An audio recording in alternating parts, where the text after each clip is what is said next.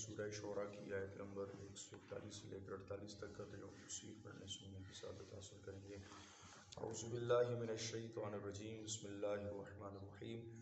کذبت ثمود المرسلین اذ قال لهم اخوهم صالح الا تتقون۔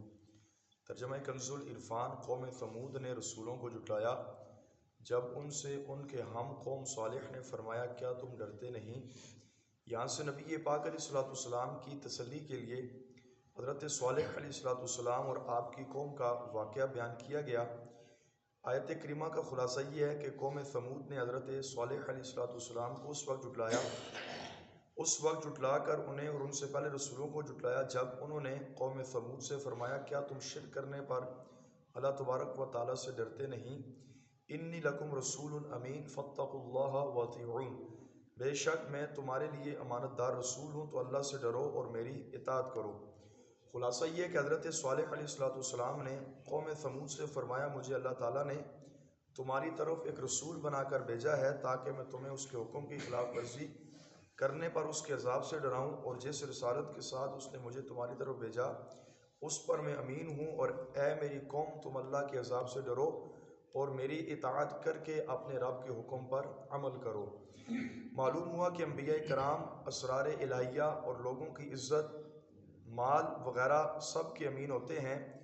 خیانت اور نبوت جمع نہیں ہو سکتی۔ ہمارے آقا علیہ السلام کو اہل مکہ بچپن شریف سے ہی محمد امین پکارتے تھے اور اعلان نبوت سے پہلے اور بعد میں بھی آپ کے پاس امانتیں رکھتے تھے اور اپنے فیصلے نبی پاک صلی اللہ تعالیٰ علیہ وآلہ وسلم سے کرواتے تھے۔ یعنی اگرچہ آپ کا کلمہ نہیں پڑھتے تھے لیکن اس کے باوجود بھی آپ کے دشمن بھی آپ کو صادق و امین کہا کرتے تھے۔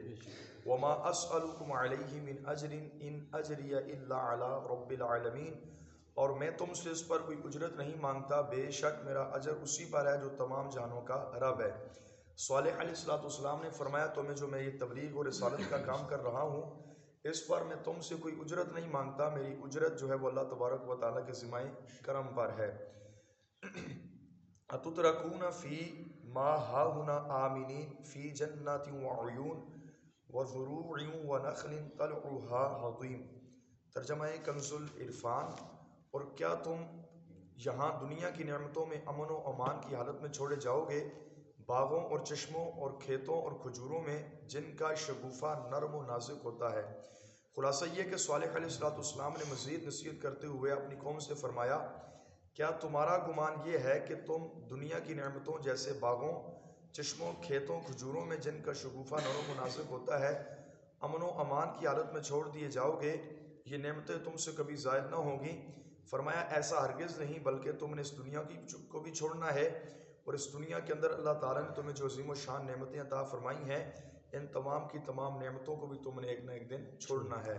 اللہ تبارک و تعالیٰ کی بارگاہ میں دعا ہے اللہ رب العالمین ہم سب کے ایمان کی حفاظت فرمائے۔ آمین۔ آمین بجاہ النبی الامین صلی اللہ تعالیٰ علیہ وسلم۔